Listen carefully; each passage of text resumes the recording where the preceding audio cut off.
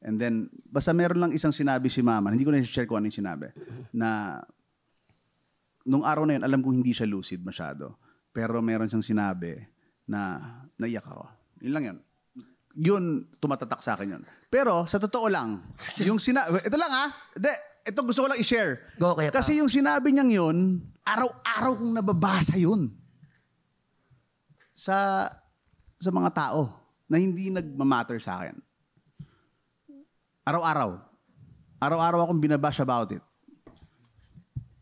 Ano na? May problema ba kayo? Ano? Ewan ko dito. Para tong the Bluetooth device connected successfully. Nung umiyak din ako. Hindi, totoo lang. Si Kuya Pao hindi ganyan.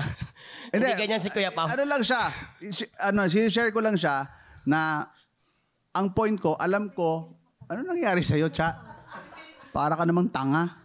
Hindi ko matuloy yung kwento ko. Oo, Kuya Pao. Hindi, pinoproblema niya lang. Baka may pumasok doon na pilik mata daw kasi. Parang ikaw yung hindi nakakita ng anak na matagal, Ako yun, Huwag kang, bad vibes. Hindi.